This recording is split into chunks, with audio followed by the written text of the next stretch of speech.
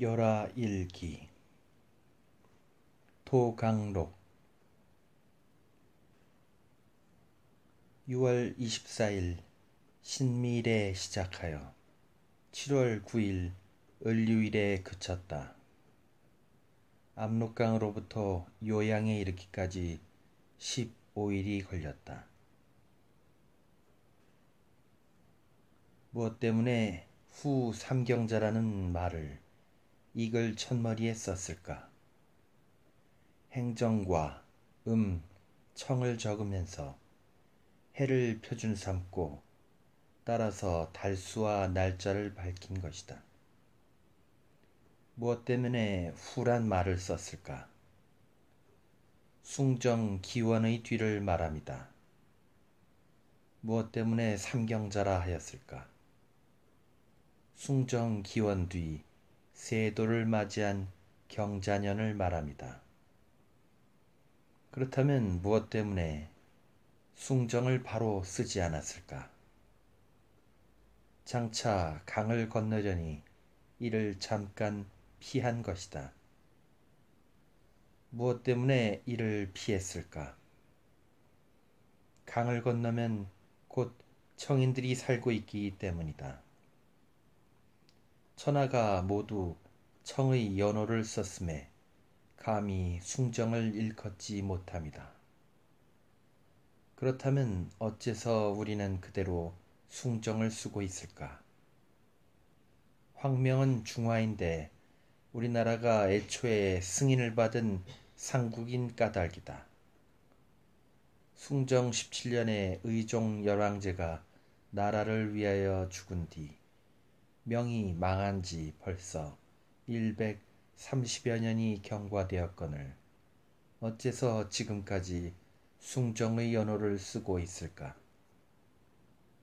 청이 들어와 중국을 차지한 뒤에 선왕의 제도가 변해서 오랑캐가 되었으되 우리 동력 수천리는 강을 경계로 나라를 이룩하여 홀로 선왕의 제도를 지켰으니 이는 명의 황실이 아직도 압록강 동쪽에 존재함을 말합니다. 우리의 힘이 비록 저 오랑캐를 쳐 몰아내고 중원을 숙청하여 선왕의 옛것을 광복시키지는 못할지라도 사람마다 모두 숭정의 연호라도 높여 중국을 보존하였던 것이다. 숭정 156년 계묘에 열상외사를 쓰다. 후 삼경자는 곧 우리 성상 4년 서기 1780년 청걸륭 45년이다. 6월 24일 신미일 아침에 보슬비가 온종일 뿌리다 말다 하였다. 오후에 압록강을 건너 삼신리를 가서 구련성에서 한둔하였다. 밤에 소나기가 퍼붓더니 이내 개였다. 앞서 용만에서 묵은 지 열흘 동안에 박물도 다 들어왔고 떠날 날짜가 매우 촉박하였는데 장마가 져서 두 강물이 몹시 불었다. 그동안 쾌청한 지도 벌써 나흘이나 되었는데 물살은 더욱 거세어 나무와 돌이 함께 굴러내리며 탕류가 하늘과 맞닿았다. 이는 대체로 압록강의 발원이 먼 까닭이다. 당서를 상고해보면 고려의 마자수는 말갈의 백산에서 나오는데 그 물빛이 마치 오리머리처럼 푸르름에 압록강이라 불렀다 하였으니 백산은 곧 장백산을 말합니다. 산해경에는 이를 불암산이라 하였고 우리나라에서는 백두산이라 일컫는다. 백두산은 모든 강이 발원되는 곳인데 그 서남쪽으로 흐르는 곳이 곧 압록강이다. 또 황여고에는 천하에 큰 물 셋이 있으니 황화와 장강과 압록강이다 하였고, 양산묵담에는 회수 이북은 북조라 일컬어서 모든 물이 황하로 모여들으므로 강으로 이름 지은 것이 없는데, 다만 북으로 고려에 있는 것을 압록강이라 부른다 하였으니, 대저 이 강은 천하의 큰 물로서 그 발원하는 곳이 시방 한창 가무르는 장마인지 천리 밖에서 예측하기 어려웠으나, 이제 이 강물이 이렇듯 넘쳐 흐름을 보아 저 백두산의 장마를 가히 짐작할 수 있겠다. 하물며 이것은 예사의 나루가 아니매랴. 그럼에도 마침 한창 장마철이어서 나룻배가 되는 곳을 찾을 수도 없거니와 중류의 모래톱마저 흔적 없어서 사공이 조금만 실수한다면 사람의 힘으로는 도저히 걷잡을 수 없는 정도이다. 그리하여 일행 중 여관들은 다투어 옛일을 끌어대어 날짜 늦추기를 굳이 청하고, 의주 부윤 역시 비장을 보내어 며칠만 더 묵도록 만류했으나, 정사는 기어이 이날 강을 건너기로 하여 장계에 벌써 날짜를 써넣었다. 아침에 일어나 창을 열고 보니 짙은 구름이 꽉 덮였고 빗구름이 산에 가득했다. 소쇠가 끝나자 행장을 정돈하고 가소와 모든 곳의 답장을 손수봉하여 파발편에 붙이고 나서 아침 죽을 조금 마시고 천천히 관에 이르렀다. 모든 비장들은 벌써 군복과 전립을 갖추었는데 머리에는 은화, 운월을 달고 공작의 깃을 꽂았으며, 허리에는 남방사주 전대를 두르고 환도를 찼으며, 손에는 짧은 채찍을 잡았다. 그들은 서로 마주보고 웃으면서 모양이 어떻소? 하며 떠든다. 그 중에 노참봉은 첨리를 입었을 때보다 훨씬 우람스러워 보인다. 정진사가 웃음으로 맞으면서 오늘이야 정말 강을 건너게 되겠죠? 하자 노참봉은 옆에서 이제 곧 강을 건너갈 것입니다. 한다. 나는 그 둘에게 옳지, 오라 했다. 거의 열흘 동안이나 관에 묵어서 모르들 지루한 생각을 품어 훌쩍 날고 싶은 기분이다. 가뜩이나 장마에 강이 불어서 더욱 조급하던 참에 떠날 날짜가 닥치고 보니 이제는 비록 건너지 않으려도 어쩔 수 없는 노릇이다. 멀리 앞길을 바라보니 무더위가 사람을 찌는 듯하다. 돌이켜 고향을 생각하매 운산이 아득하여 인정이 여기에 이르자 서글퍼서 후퇴할 의사가 싹트지 않을 수 없었다. 이른바 평생의 장유라고 하여 툭하면 꼭 한번 구경을 해야지 하고 평소에 벼르던 것도 이제는 실로 둘째에 속할 것이고, 그들의 오늘에야 강을 건넌다 하면서 떠드는 것도 결코 좋아서 하는 말이 아니고 곧 어쩔 수 없는 사정에서일 뿐이다. 역관 김진하는 늙고 병이 위중하여 여기서 떨어져 되돌아가게 되자 정중하게 하직하니 서글픔을 금하지 못하였다. 조반을 먹은 뒤에 나는 혼자서 먼저 말을 타고 떠났다.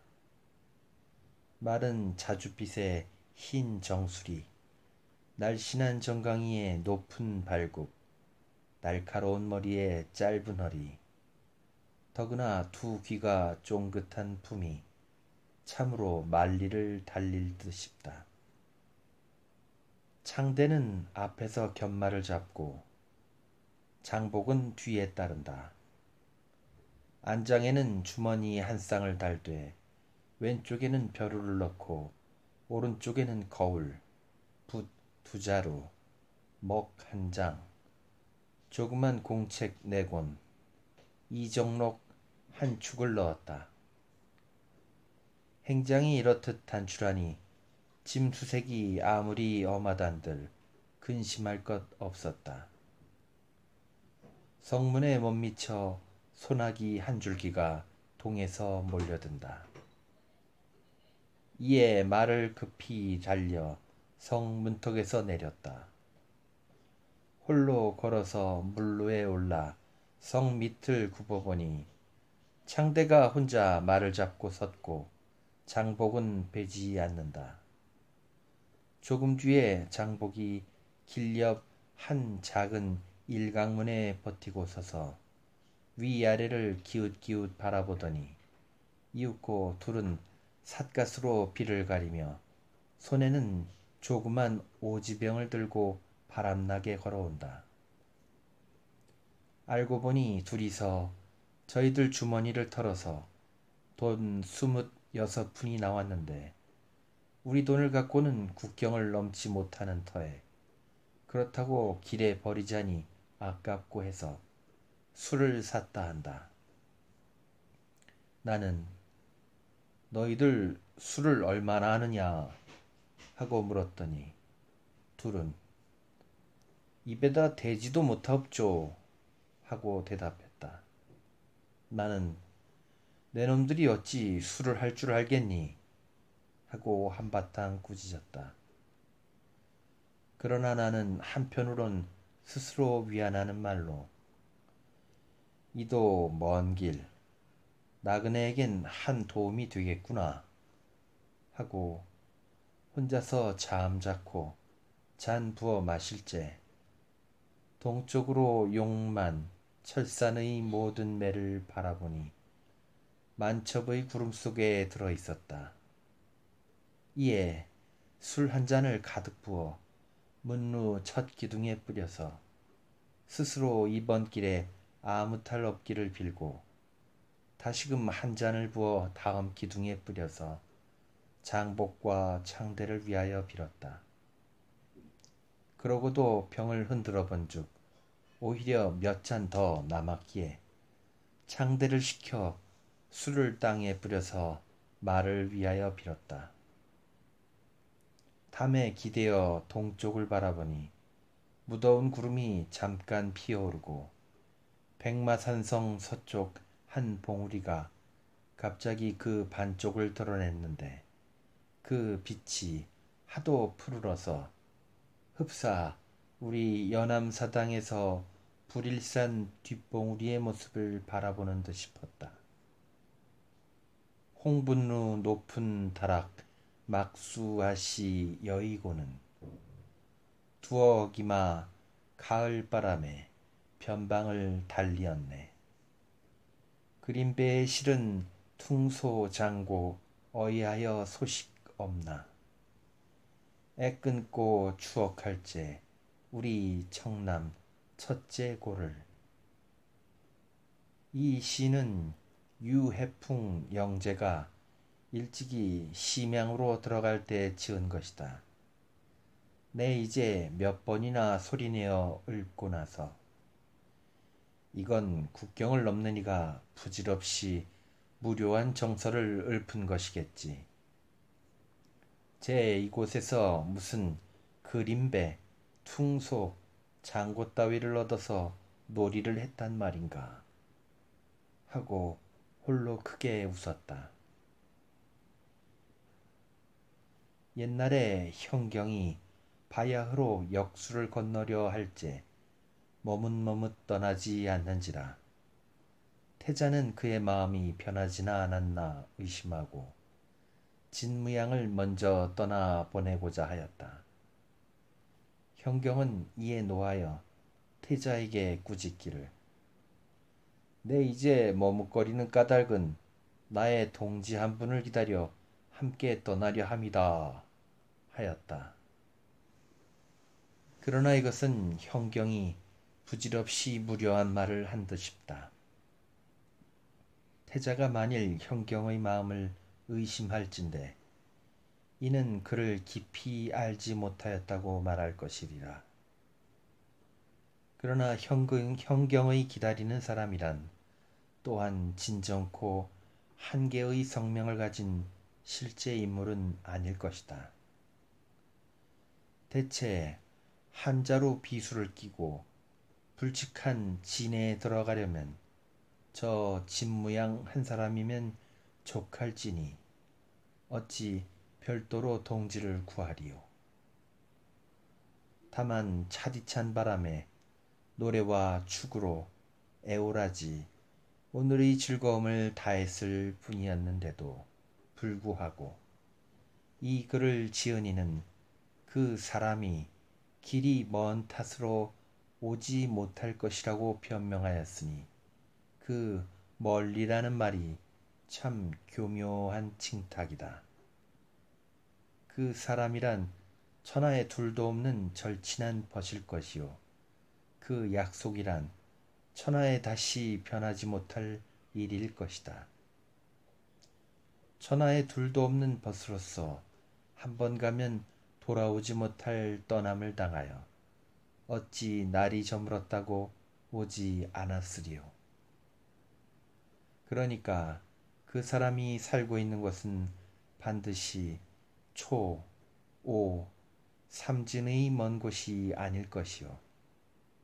또 반드시 이 날로써 진으로 들어가기를 기약하여 손잡고 맹세한 일도 없는 듯 싶다. 다만 현경이 의중에 문득 생각나는 어떤 벗을 기다린다 하였을 따름이오늘 이 글을 적은 이는 또한 현경의 의중의 벗을 이끌어다가 그 사람하고는 부연 설명하였으나 그 사람이란 어떠한 사람인지 알지 못함을 말함이니 저 알지 못하는 사람을 두고서 막연히 먼 곳에 살고 있느니라 하여 현경을 위로함이요 또한 그 사람이 혹시 오지나 않을까 하고 기다릴까 저하여 그가 오지 못할 것임을 밝혔으니 이는 현경을 위하여 그 사람이 오지 못한 것을 다행히 여긴 것이다. 정말 천하에 그 사람이 있다 하면 나는 이미 그를 보았을 것이다. 응당 그 사람의 키는 7자 2치, 짙은 눈썹에 검은 수염, 볼이 처지고 이마가 날카로웠을 것이다. 어째서 그럴 줄 알리오마는 이제 내 해풍의 시를 읽고 나서 한 것이다. 정사의 전배가 설렁이면서 성을 나서니 내원과 주주부가 두 줄로 서서 간다. 채찍을 옆에 끼고 몸을 솟구어 안장에 올라앉음에 어깨가 으쓱하고 머리가 꼿꼿한 품이 미상불 날새고 용맹스럽긴 하나 부대 차림이 너무 너털거리고 구종들의 집신이 안장 뒤에 주렁주렁 매달렸으며 내원의 군복은 푸른 모시로 헌 것을 자주 빨아입어서 몹시 더부룩하고 버석거리는 것이 가히 지나치게 검소를 숭상함이라고 말하겠다. 조금 뒤에 부사의 행차가 성을 나감을 기다려서 말굽비를 잡고 천천히 행하여 가장 뒤떨어진 구령종에 이르르니 여기가 곧 배 떠나는 곳이다. 이때 마녀는 벌써 장막을 치고 기다리고 있었다. 언제나 서장관이 맑은 새벽에 먼저 나가서 마윤과 함께 합동 수사함이 전례이다. 방금 사람과 말을 사열하였는데 사람은 성명, 거주, 연령 또는 수염이나 흉터 같은 것이 있나 없나, 키가 작은가 큰가를 적고 말은 그 털빛을 적는다. 깃대 셋을 세워서 문을 삼고 금물을 뒤지니 중요품으로 황금, 진주, 인삼, 초피와 포 이외에 남은이 었고 영세품은 새 것이나 옛 것을 통틀어 수십 종에 달하므로 이루 다 헤아릴 수 없다. 구종들에는 웃옷을 풀어 헤치기도 하고 바지 가랑이도 내리 훑어보며 비장이나 역관에게는 행장을 끌러본다. 이불보통이와 옷구러미가 강 언덕에 너울거리고 가죽 상자와 종이곽이 풀밭에 어지러이 뒹군다. 사람들은 제각기 주워 담으면서 흘깃흘깃 서로 돌아보곤 한다. 대체 수색을 아니하면 나쁜 짓을 막을 수 없고 수색하자면 이렇듯 채모에 어긋난다. 그러나 이것도 실은 형식에 지나지 않는 일이다. 용만의 장수들은 이 수색보다 앞서 가만히 강을 건너가는 걸 누구로서 금할 재간이 있으리요. 금물이 발견된 경우에 첫째 문에 걸린 자는 중곤을 마치는 한편 물건을 몰수하고 다음 문이면 귀양 보내고 마지막 문에는 목을 베어 달아서 무사람에게 보이게 되어 있다. 그 법의 마련인즉 엄하기 짝이 없다.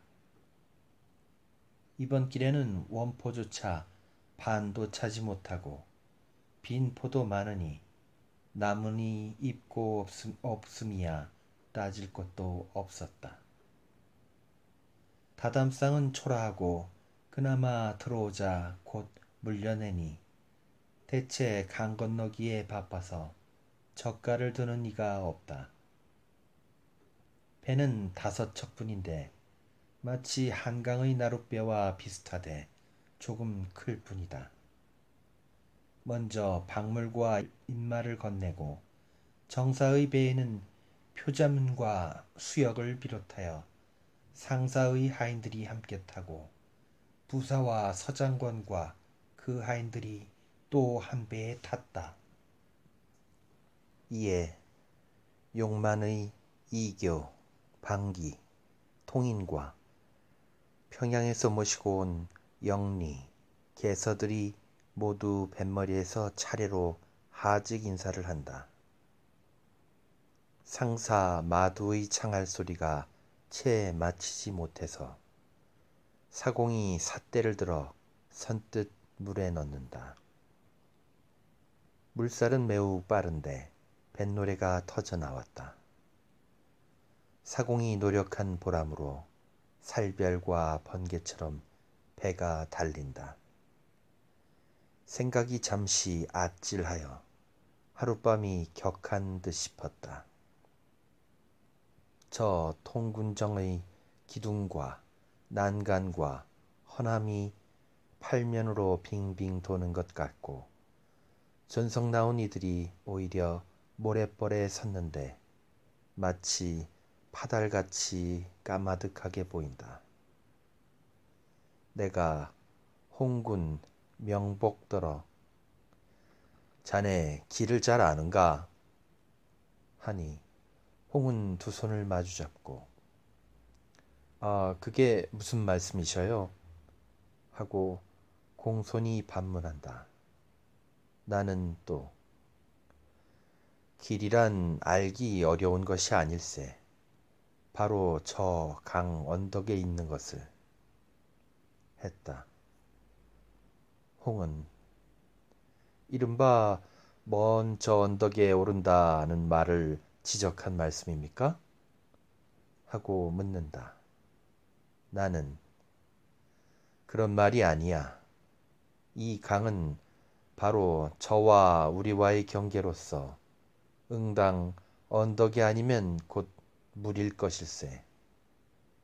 무릇 세상 사람의 윤리와 만물의 법칙이 마치 이 물가나 언덕이 있음과 같으니 길이란 다른 데 찾을 게 아니라 곧 이 물과 언덕가에 있는 것이란 말이야. 하고 답했다. 홍은 또 외람이 다시 여쭈옵니다. 이 말씀은 무엇을 잃은 것입니까? 하고 묻는다. 나는 또 답했다.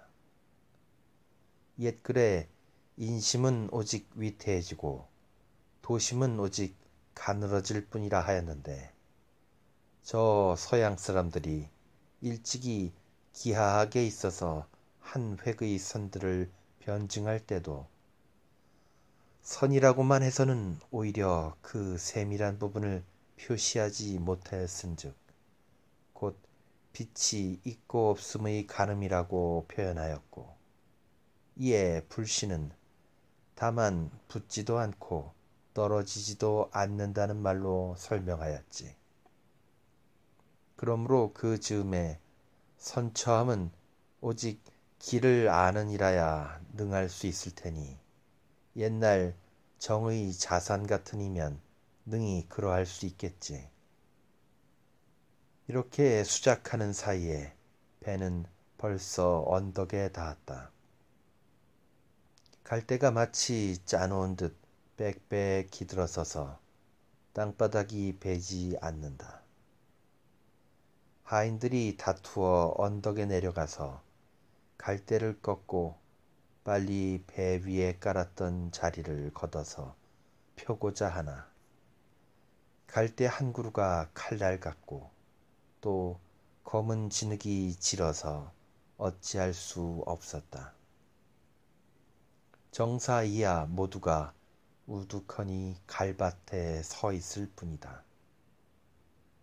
앞서 건너간 사람과 말은 어디 있느냐 하고 물어도 다들 모릅니다 하고 대답한다.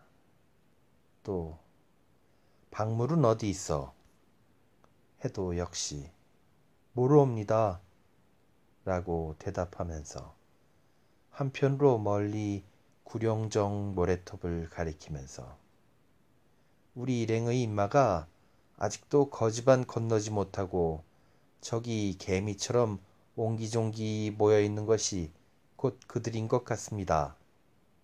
한다. 멀리 용만 쪽을 바라보매 한 조각으로는 성이 마치 한 필의 배를 펼쳐놓은 듯 성문은 흡사 바늘구멍처럼 빤히 뚫려서 그리로 쬐는 햇살이 마치 한 점 샛별 같아 뵌다. 이때 커다란 뗏목이 거센 물살에 떠내려온다. 시대가 멀리서 웨이 하고 고함친다. 이는 대체 남을 부르는 소리인데 저들을 높이는 말이다. 한 사람이 뗏목 위에 일어서서 당신들은 어찌 철 아닌 때에 조공을 바치려 중국을 가시나요? 이 더위에 먼 길을 가시려면 오죽이나 고생되겠소. 한다. 시대는 또 너희들은 어느 골에 살고 있는 사람이며 어디 가서 나무를 베어오는 거냐? 하고 묻는다. 그는 답하기를 우리들은 모두 봉황성에 사는데 시방 장백산에서 나무를 베어오는 거요. 하고 말이 미처 끝나기 전에 뗏목은 어느새 까마득히 가버렸다. 이 즈음에 두 갈래 강물이 한데에 어울려서 중간에 한 섬이 이룩되었다. 먼저 건너간 사람과 말들은 잘못 여기에 내렸으니 그 거리는 비록 오리밖에 되지 않으나 배가 없어서 다시 건너지 못하고 있는 순간이었다. 이에 사공에게 엄명을 내려서 배 두 척을 불러 재빨리 사람과 말을 건너게 하였으나 사공은 저 거센 물살을 거슬러 배로 올라가면 아마 하루 이틀에는 어려울 것 같습니다. 하고 여쭙는다.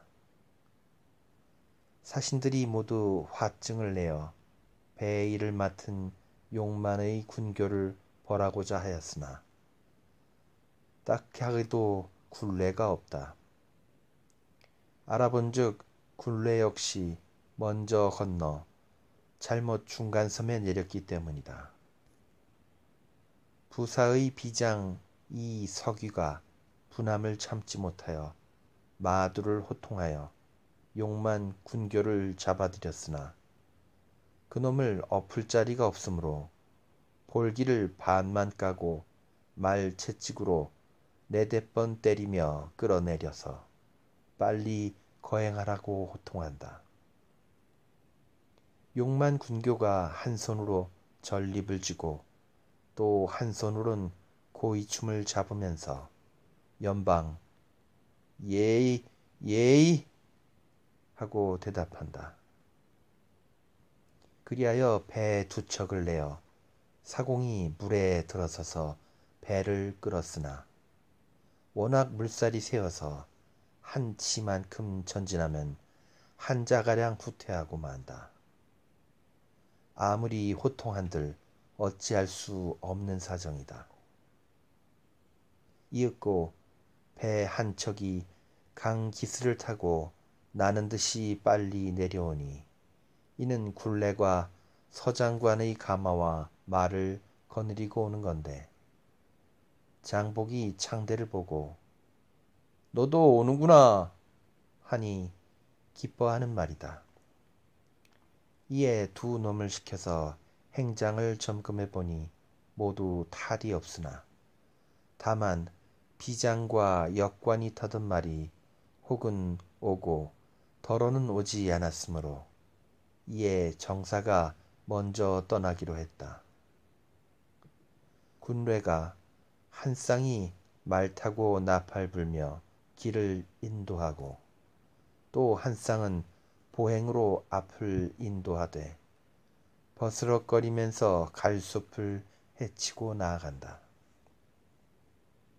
내가 말 위에서 칼을 뽑아 갈대 하나를 베어보니 껍질이 단단하고 속이 두꺼워서 화살을 만들 수는 없으나 붓자루를 만들기에는 알맞을 것 같았다. 이때 놀란 사슴 한 마리가 마치 보리밭 머리를 나는 새처럼 빠르게 갈대를 뛰어넘어가니 일행이 모두 놀랐다. 십리를 가서 삼강에 이르니 강물이 비단결같이 잔잔하다. 이름은 에랄하다.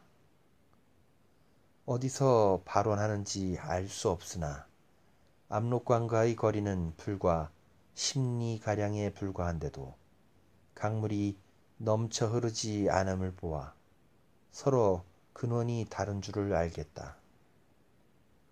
배 두 척이 보이는데 꼴이 마치 우리나라 놀이배와 비슷하나 길이나 넓이는 그만 못돼도 제도는 퍽 튼튼하고도 치밀한 편이다. 배 부리는 이는 모두 봉황성 사람으로 사흘 동안을 여기서 기다리노라고 식량이 다하여 굶주렸다고 말한다. 대체 이 강은 너나 없이 서로 나다니지 못하는 곳이나 우리나라의 역학이나 중국 외교문사가 불시에 교환할 일이 생기므로 봉성 장군이 이에 배를 준비해 둔 것이라 한다. 배 닿는 곳이 몹시 질척질척하다. 나는 웨이 하고는 한 되놈을 불렀다. 이는 아까 시대한테서 겨우 배운 말이다. 그자가 냉큼 상아떼를 놓고 이리로 오므로 나는 얼른 몸을 솟구쳐 그 등에 엎이니 그자는 히히거리고 웃으면서 배에 들여다놓고 휴 하고 긴 숨을 내뿜으면서 흑선풍 어머니가 이토록 무거웠다면 아마도 기풍령에 오르지 못했을 겁니다. 한다.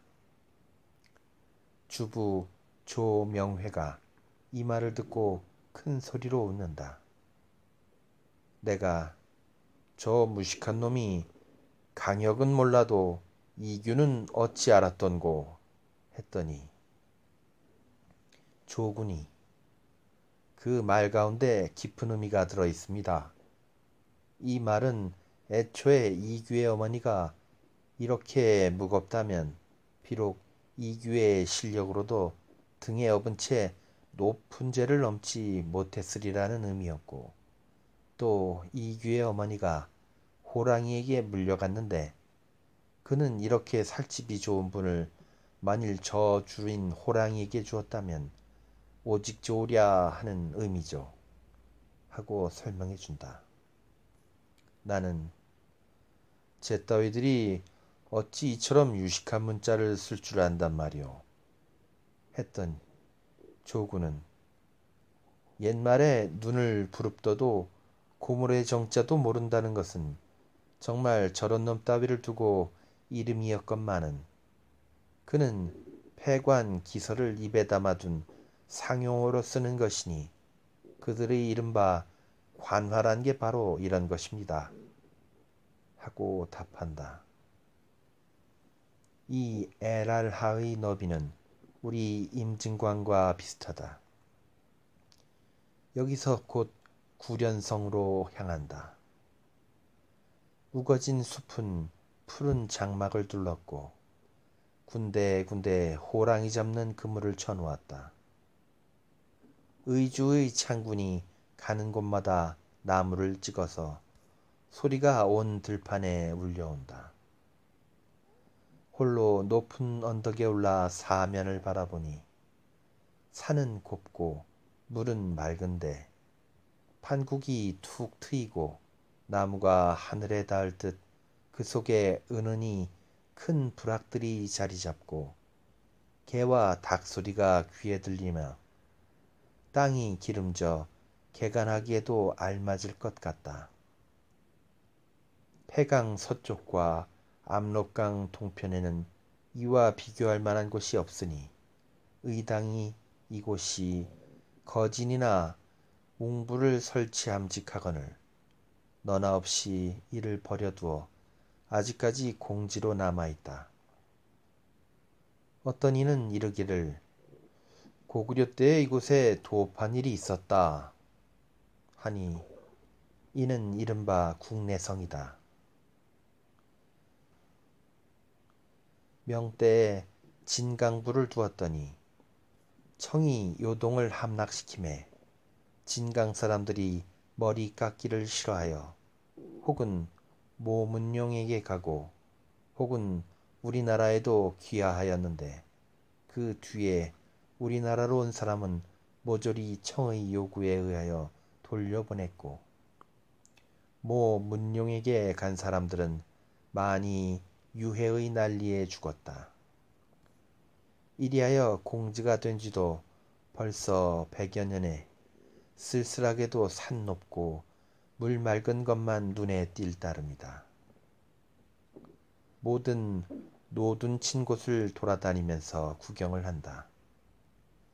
역관은 혹 3사람씩 한 막에 또는 5사람씩 장 하나를 쳤고 역졸과 마부들은 5씩 또는 10씩 어울려 시냇가에 나무를 얽어매고 그 속에 들었다.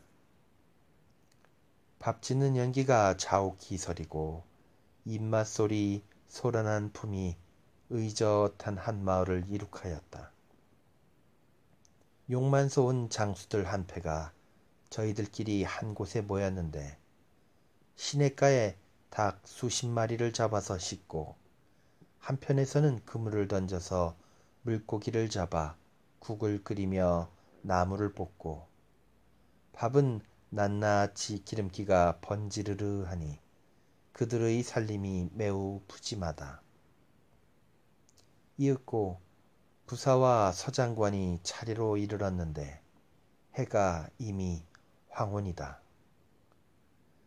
30여 군데 횃불을 놓되 모두 아름드리 큰 나무를 톱으로 찍어다 먼동이 틀 때까지 환하게 밝힌다. 군례가 나팔을 한마디 불면 300여 명이 일제히 소리를 맞춰 고함치는데 이는 호랑이를 경비함이다. 밤새도록 그치지 않았다. 군례란 만부에서 가장 기운 센 자를 뽑아온 것인데 이 일행 하인들 중에서 특히 일도 많이 하고 먹음새도 제일 세다고 한다. 그 자들 차림차림이란 몹시 우스워서 허리를 잡을 지경이다. 남색 운문단을 받쳐댄 전립에 털상투의 높은 정수리에는 운월이나 다홍빛 상모를 걸고 번거지 이마에는 날랠 용자를 붙였으며 쇠붙이로 오려낸 아청빛 삼배로 만든 소매 좁은 군복에 다홍빛 무명 배자를 입고 허리엔 남방사주 전대를 띠고 어깨엔 주홍빛 무명실 대용을 걸고 발에는 미투리를 신었다. 그 꼴이야말로 어엿한 한 쌍의 사내다. 다만 그 말탄 꼴을 보면 이른바 반부담이어서 안장없이 짐을 실었는가 하면 타는 것도 탄다기보다는 오히려 걸터 앉은 셈이다. 등에는 남빛 조그마한 연기를 꽂고 한 손엔 군령판을 또 한 손에는 붓, 벼루, 파리채와 팔뚝만한 마가목 짧은 채찍을 잡고 입으로는 나팔을 불고 앉은 자리 밑엔 비스듬히 여남은 개의 붉게 칠한 곤장을 꽂았다. 각 방에서 약간 호령이 있을 때 문득 군을 부르면 군례 일부러 못 들은 채 하다가 연거푸 10여 차례 불러야 뭐라 중얼거리며 혀를 차고 하다가는 금시에 처음 들은 듯이 커다란 소리로 예이 하고 곧 말에서 뛰어내려 마치 돼지처럼 비틀걸음에 소처럼 씩씩거리면서 나팔, 군령판, 붓, 벼루 등석을 모두 한쪽 어깨에 메고 막대 하나를 끌며 나간다. 한밤중 못되어서 소낙비가 억수로 퍼부어 위로 장막이 새고 밑에선 습기가 치밀어 피할 곳이 없더니 이내 날이 개고 하늘에 별들이 총총히 드리워 손으로 어루만지기라도 할 수 있을 듯 싶었다.